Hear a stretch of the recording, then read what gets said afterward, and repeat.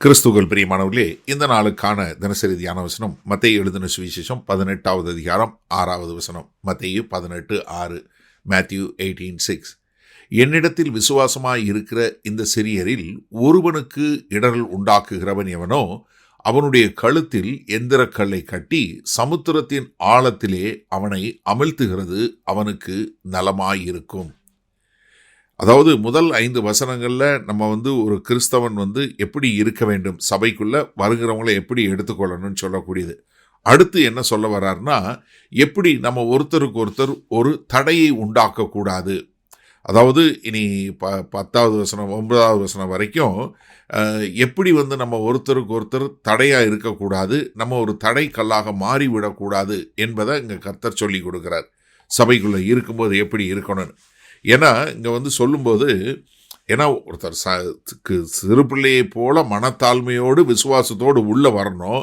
ஆனால் இப்போ என்ன பண்ணக்கூடாது, அப்படி சிறு பிள்ளை போல வர்றவங்கள பாவத்தில் தள்ளிடக்கூடாது. இங்கே அவர் ஒரு சொல்லக்கூடிய ஒரு இமேஜரி இல்லை உருவகம் என்னென்னா, ஒரு பெரிய கல்லை கட்டி கழுத்தில் கட்டி அவங்கள கடலில் போட்டு அவங்கள கொலை செய்யக்கூடிய காரியம்.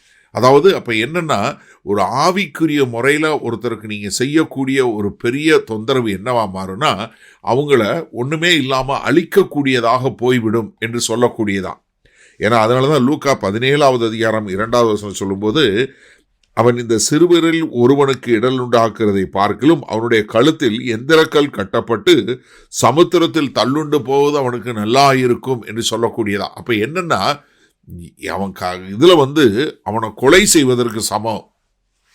அப்போ நம்ம எப்படி வாழ வேண்டும்? ரோமர் அழகா சொல்லும்போது, ரோமர் 14வது அதிகாரம் 13வது வசனத்தில், இப்படி இருக்க நாம் இனிமேல் ஒருவரை ஒருவர் குற்றவாளிகள் என்று தீர்க்காதிருப்போமாக, ஒருவனும் தன் சகோதரனுக்கு முன்பாக தடுக்கலையும் இடரலையும் போடலாகாதென்று தீர்மானித்துக் கொள்ளுங்கள். என்ன பண்ணாதீங்க, ஒருத்தருக்கு ஒருத்தர் இப்படிப்பட்ட ஒரு தடையை ஒரு இடரலை கொண்டு வராதீங்க அப்படின்னு சொல்லக்கூடியதான்.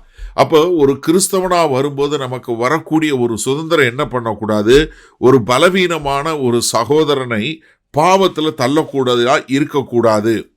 நீங்கள் 1 கொரிந்தியர் 8வது அதிகாரத்தில் 9லிருந்து உள்ள வசனங்கள் பார்த்தீங்கன்னா, ஆகிலும் இதை குறித்து உங்களுக்கு உண்டாயிருக்கிற அதிகாரம் எவ்விதத்திலும் பலவீனருக்கு தடுக்கலாகாதபடிக்கு பாருங்கள். எப்படி எனில், அறிவுள்ளவனாகிய உன்னை விக்கிரக கோவிலிலே பக்தி இருக்க ஒருவன் கண்டால் பலவீனமாயிருக்கிற அவனுடைய மனசாட்சி விக்கிரகங்களுக்கு படைக்கப்பட்டவைகளை புசிப்பதற்கு துணிவு கொள்ளும் அல்லவா? பலவீனமுள்ள சகோதரன் உன் அறிவின் நிமித்தம் கெட்டு போகலாமா? அவனுக்காக கிறிஸ்து மரித்தாரே. இப்படி சகோதரருக்கு விரோதமாய் பாவம் செய்து பலவீனமுள்ள அவர்களுடைய மனசாட்சியை புண்படுத்துகிறதுனாலே நீங்கள் கிறிஸ்துவுக்கு விரோதமாக பாவம் செய்கிறீர்கள். காரணம் என்ன? பழைய ஏற்பாட்டிலே சொல்லும்போது என்ன சொல்லாரு, என்னை தொடுகிறவன் என் கண்ணின் மணியை தொடுகிறான் என்று சொல்லக்கூடியதாக. அப்போ என்ன, ஒரு கிறிஸ்தவன் சபைக்குள்ள வரக்கூடிய ஒரு புது விசுவாசிக்கு தடையாக விடக்கூடாது என்று சொல்லக்கூடிய காரியம். சரி, இதனால இந்த வசனத்தை நம்ம எப்படி எடுத்துக்கொள்வது? அதாவது நம்ம தெரிந்தோ தெரியாமலோ நம்ம எல்லாருமே மற்றவர்கள் மேல ஒரு தாக்கத்தை ஏற்படுத்தக்கூடிய மக்கள். அந்த தாக்கம் எப்படி இருக்கணும்னா, ஒரு சரியான முறையில் இருக்கிறதுக்கு நம்மை பாதுகாத்து கொள்ள வேண்டும். நம்மளுடைய வார்த்தை, நம்மளுடைய செயல்கள், நம்மளுடைய நடக்கை என்னவென்னா ஒருத்தரை எடுத்து கட்டக்கூடியதாக இருக்கும், இல்லை ஒருத்தரை பலவீனப்படுத்தக்கூடியதாக இருக்கும். அப்போ நம்ம என்ன பண்ணணும், ஒவ்வொரு நாளும் தயவு செய்து கூர்மையாக கவனிங்க. நீங்கள் கிறிஸ்தவர்கள் உங்களுடைய நடக்கை ரொம்ப சர்வ ஜாக்கிரதையாக, எப்படி நான் என்னை சுற்றி இருக்கிற மக்களுக்கு நான் ஒரு பலவீனப்படுத்துகிறவனாய் இருக்கிறேனா இல்லை பலப்படுத்துகிறவனாய் இருக்கிறேனா?